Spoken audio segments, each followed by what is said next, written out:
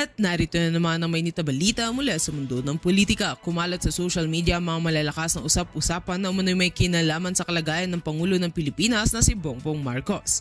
Pati na rin sa First Lady na si Liza Araneta Marcos. Dahil sa sunod-sunod na viral post, mabilis na nag-trending ang mga pahayag na wala umanong malinaw na pinagmulan at agad itong pinag-uusapan ng publiko.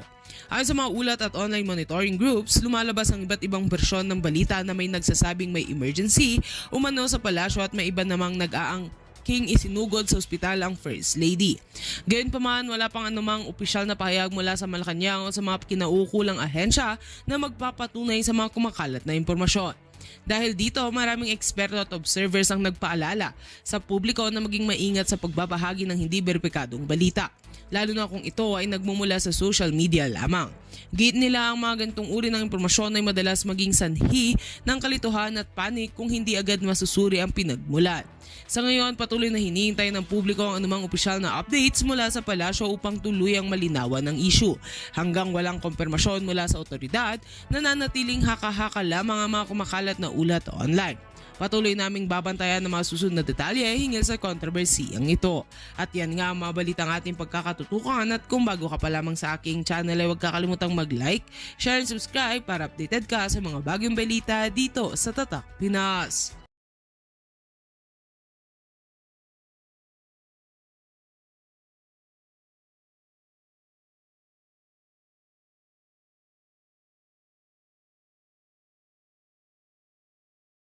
Yan. Yung kanilang mga dineliver na mga mali-maleta.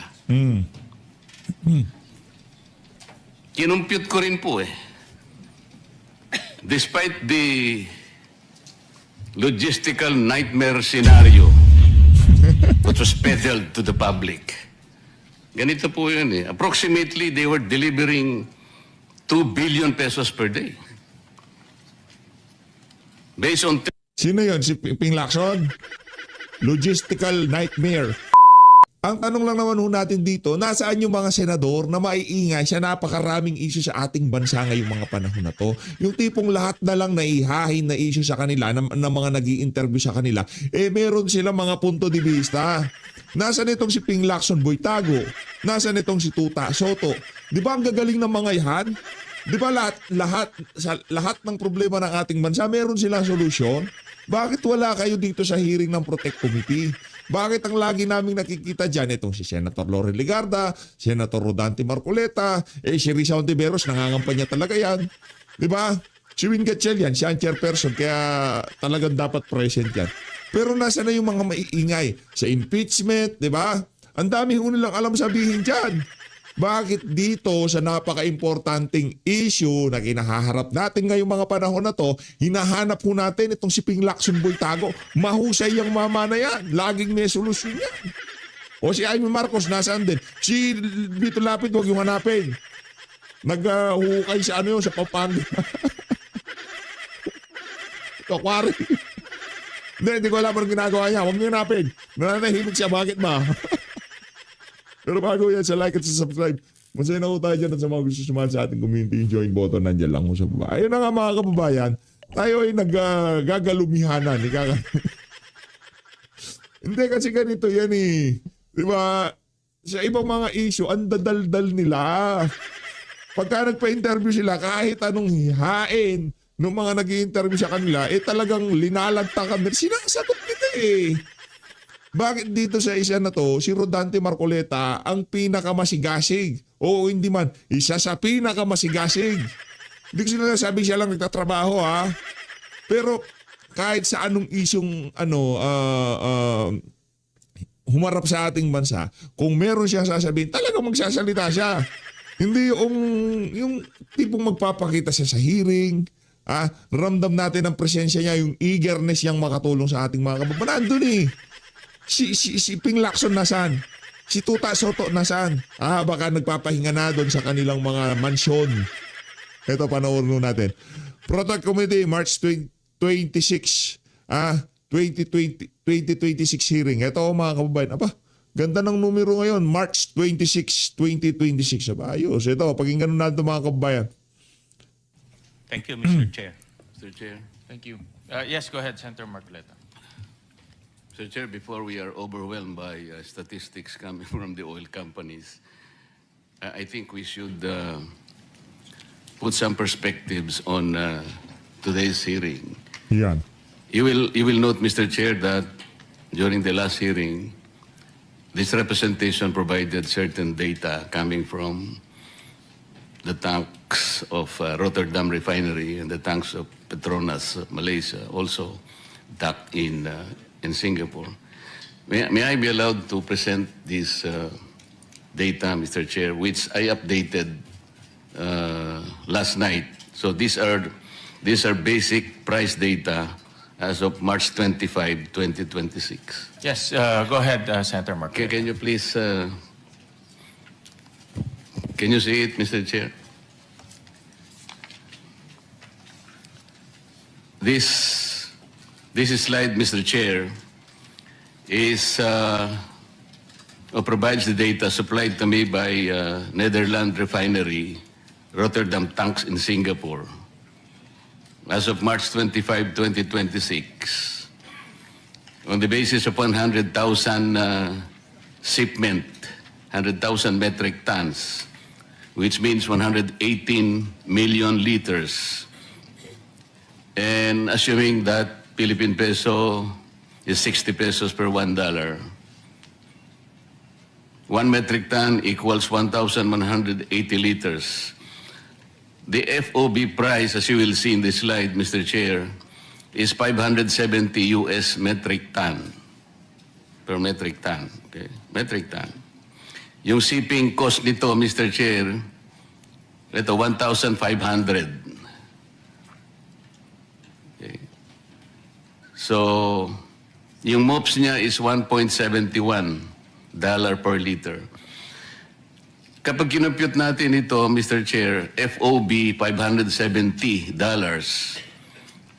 So, translate na natin $15 per liter. Isama natin ng $15 per liter. And MOPS of 1.71. Multiply that by 60, Mr. Chair, and divided by 1,180.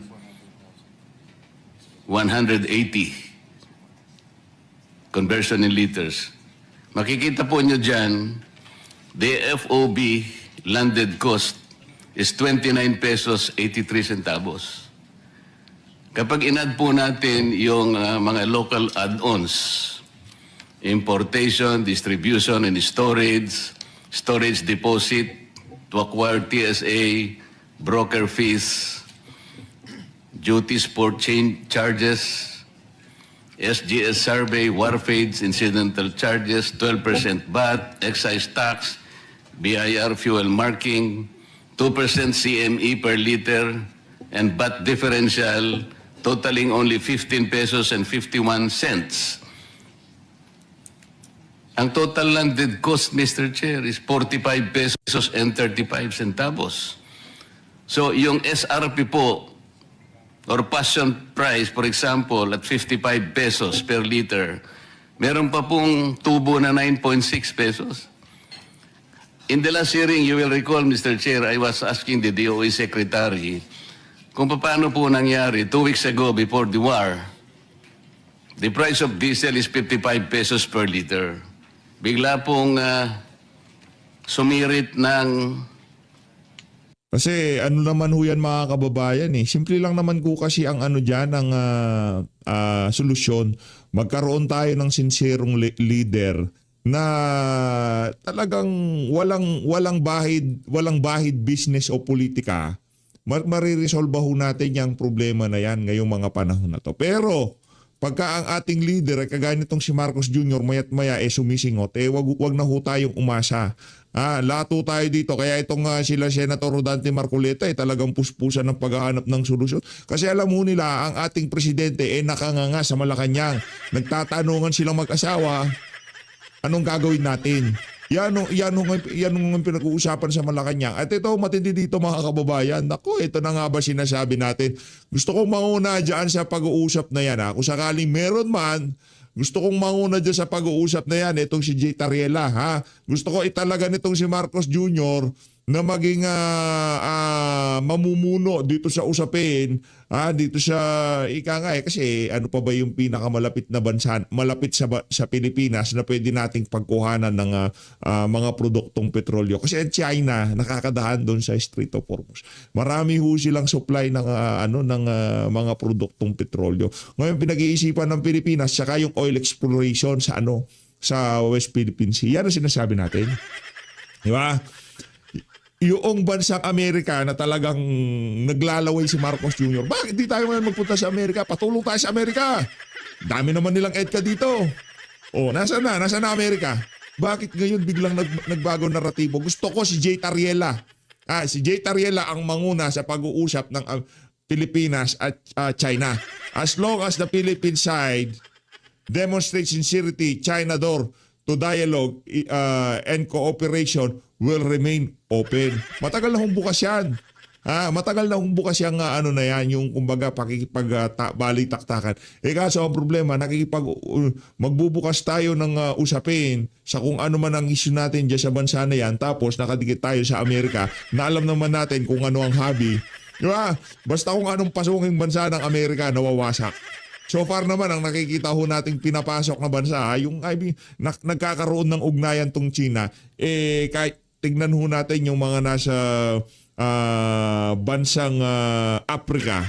Diba, kahit pa paano, hindi ho yung pinapakailaman ng Amerika, hindi ho yung pinapasok, hindi ho yung nagbibigay ng tulong. Pero base sa ating nakikita, yung mga pinupuntahang bansa, kagaya ng Vietnam, Indonesia, ng China, Thailand, yung mayabong ang ekonomiya. Ang pinupuntang bansa ng Amerika ay nawawasak. Tignan nyo na lang mga kababayan. Doon lang sa dalawang aspeto na yon, hindi ho tayo pro-China dito, pro-Philippines tayo. Ang atin dito, independent foreign policy. Ngayon, nagkukumahag tayo, di natin malaman kung saan tayo mahaharap. Pupunta tayo sa Russia, pupunta tayo dito, makikipag-usap tayo sa China. Pengin lang wala tayo. Bakit hindi tayo magpunta sa Amerika? Magtanong sa Amerika, manghingi sa Amerika. Ay wala nga rin pala sila. Nagmamakaawa ngayon si Trump na babuksan yung Strait of Hormuz dahil yung presyo ng mga produktong petrolyo sa bansa nila at yung mga kaibigan nila sa Europa nagliliparan na. Yun pala dahilan. Kaya ngayon, naghahanap tayo dun sa mga bansa na kung saan dati hindi natin pinapansin, kagaya ng Russia, kagaya ng China, kagaya ng Malaysia. Utak Amerika lang. Para doon sa mga masyadong bilib sa Amerika, tuloy-tuloy nyo lang yan, Tuloy-tuloy nyo lang yan. Napakaganda ng ginagawa nyo. Maganda naman yan. Maganda naman yan. Bukas sa pag-uusap. Yan naman diplomasya, kahit sa anong aspeto ng buhay, diplomasya ho ang importante dyan. Pero para doon, sa mga kagaya ni Tariela, balita ko si Gibo Chodoro, talagang Gina G, pinapabuksan niya yung Strait of Hormuz. Punta ka doon, Brad. Para dito kay Gibo Chodoro, punta ka doon. 125 average of 125 liters after 2 weeks. The difference is 70 pesos, Mr. Chair, or an increase of 127. Ito po verifiable sa paano po. Can you show the second slide?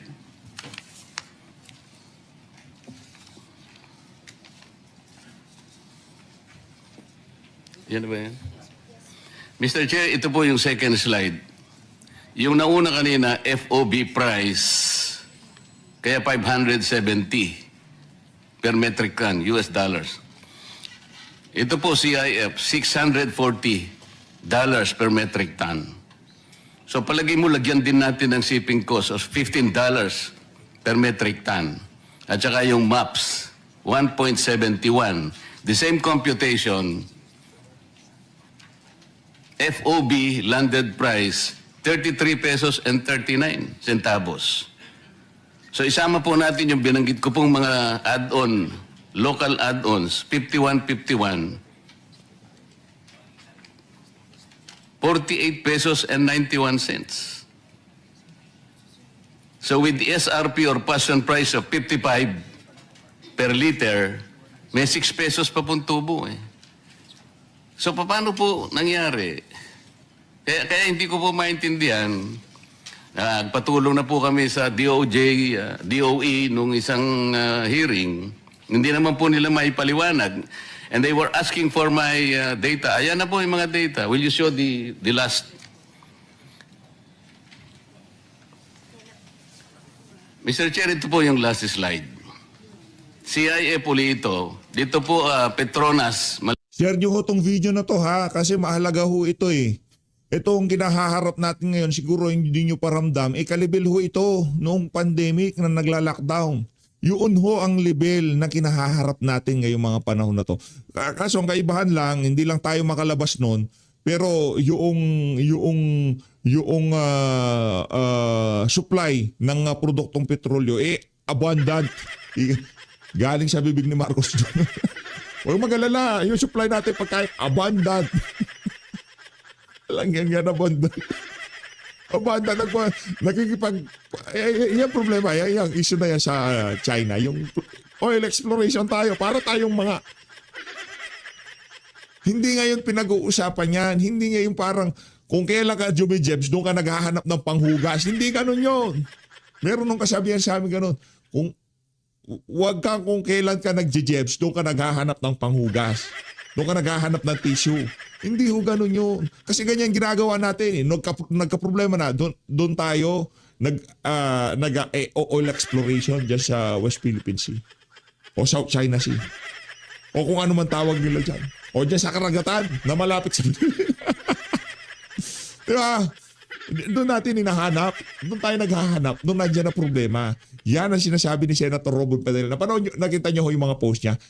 As early as 2025, meron na ho siya mga posting about sa welfare ng ating mga OFW sa Middle East, supply ng langis. Napakarami ho niyang posting. Parang napupursin niya. Ika nga, parang nanonostra niya. Nanonostra niya yung mangyayari sa hinaharap. Di ba? Oh.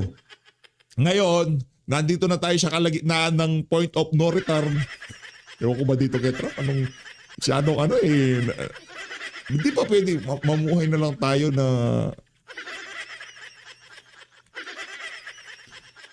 After 100 years, doon nyo na lang gawin dyan. Pwede. Siguro patay na ako. Ay, kawawa naman yung mga apot anak natin. Huwag na magsabi. Ang hirap. Hirap. Diba, mga bagay-bagay na pwede naman sanang hindi mangyari. Diba, yung tipong nag-uusap daw sila sa pagitan ng Israel, Amerika at Iran. Nag-uusap. Maya-maya nagpapasabi. Huwag ganon! Estratehiya ng mga Amerikano. Diba? Anak ng Petrang Garapata. Ngayon, nakaladkad tayo dito sa problema na to na ayaw naman natin. Sa mga sinabi ni Marcos Jr., yun lang ang tama. Nakaladkad tayo dito sa problema na ayaw naman natin. Sino ba may gusto nito? Ang tanong, kung di kayo nagnakaw ng trilyon, baka meron tayong pang subsidiya ngayong mga panahon na to. Baka sa mga bahay-bahay, dinideliver nyo yung pera. Dinideliver nyo naka-envelope. Kaso mga matatako kayo, masisiba. Gusto nyo mali-maleta, sako-sako yung pera nyo, mawalang yun. Share nyo itong video na to. Mas matindi pa ho ang pinagdadaanan natin ngayong mga panahon na to kumpara doon sa panahon ng pandemya. Nung panahon ng pandemya, hindi ho tayo, totoo, hindi naman tayo nakakalabas, pero yung mga essential sector, essential industry, hindi ho tumitigil at kumpleto ang supply ng kuryente at gasolina. Ang baba nga nun eh. Sarap mag-road trip kasi hindi ka makalayo, di ba? Trip ho natin yung nagro-road trip. No? Hindi ka maka-road trip. Hindi tayo maka-alagwa, ika nga, di ba? Pagpapulta ka, anak ng tawa kahit 3 buwan na din. Ay, ikot-ikot ka. Hindi ka makalayo. Pero yung supply chain, yung mga essential industries, hindi tumitigil. Pagkain kumpleto. Walang problema noon. Ay, kaso trabaho talaga noon. Ngayon, ang problema, apektado lahat. Kaya mas matindi sa pandemic to sa COVID eh. Itong nangyayari na to, wala akong conspiracy to. Talagang meron tayong crisis ngayong mga panahon na to. Kaya para maging updated ang inyong mga mahal sa buhay, kung nasa ibang bansa man ho kayo, i-share niyo ho itong video na to. Napakalaking tulong ang mga itatalakay dito ni Senator Rodante Marcoleta. Alam ko medyo nasisegue kayo. Ika nga nawawala tayo sa konteksto ng pinapanood natin. Pero okay lang yan. Kaya nga kayo naki-PH update eh. Para litong-lito na kayo. Lalo po kayo. Hindi. Nandito, makakaramihan sa mga kasama natin dito. Nandito kay PH Update para ika nga tumambay lang. Tumambay. Kasi nakaka-stress na nga yung mga balita. Tapos, di ba? Kaya tuloy-tuloy lang ho natin ang pagbabantay sa mga kakinawasan. Only sa refinery. Aray, oh. The tanks are all in Singapore. O ito po makikita nyo, $680 dollars per metric ton. CIF. Maski lagyan pa natin ang shipping cost na $15 at saka yung 1.71 na maps. Again, using the same computation translated into liters. 35 pesos and 42 centavos. Plus the local add-ons, 50 pesos 94. Passion price 55, meron pa pong tubong 4 pesos per liter. How do we explain this? Sinasabi po ninyo you were importing it from Dubai and you cannot penetrate it because of the closure of the Hormuz Strait of Hormuz. Bakit po yun ang reference natin? I'm talking about the prices now being quoted by the tanks in Singapore. Petronas and Rotterdam tanks in Singapore. This is tanks to vessel transaction. Ay, alam ko po, alam niyo ito. So, yung vessel po, lalapit lang sa tanks. Kaya kung gusto nyo, CIF, yung tanks na lang lalapit sa inyo. But these are the prices. You can check the prices in Singapore. Nasa akin po eh. I check it with a friend in Singapore. It's very easy naman po eh. We have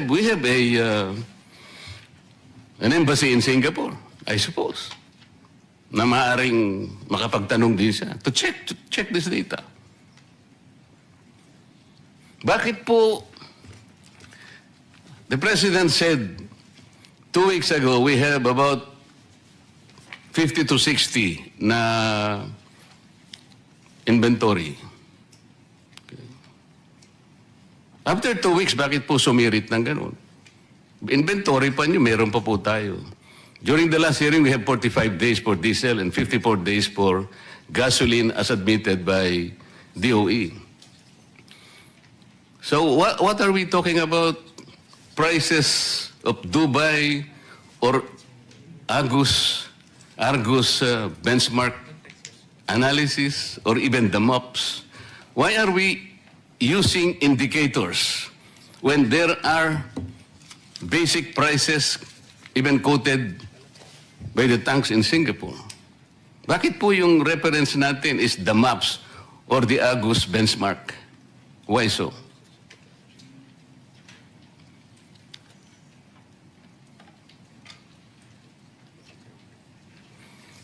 These are hard facts, Mr. Chair.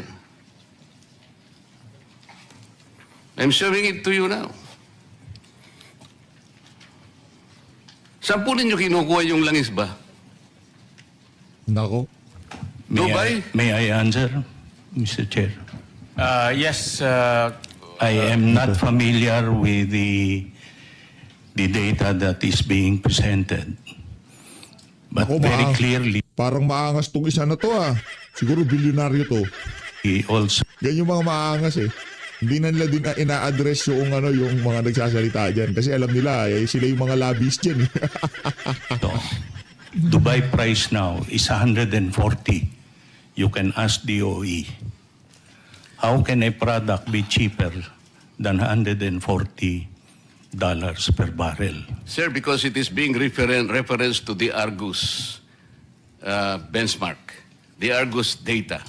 You're taking it from the maps. You talk about Dubai maps or Singapore Platts. Indicators po ito eh. This is the trading floor like WESM. Tinetrade po natin yon. Pero kung yung mga tangki na po sa Petronas ang nagsasabi and they're providing this data to us, paano po natin i-reconcile ito? I'm not questioning your indicators po, but I am only showing some figures, hard facts, that are supplied to me. Your Honor, again, this is the first time that we've seen the numbers. We would love to check it as well, but Yes, sir. Yung Argos po kasi is another information provider. Para lang din maps yan eh. Pero dito kasi, plots ang ginagamit. Yes, sir. Ano po yun eh? Worldwide po yun eh. Let's take the example of WSM.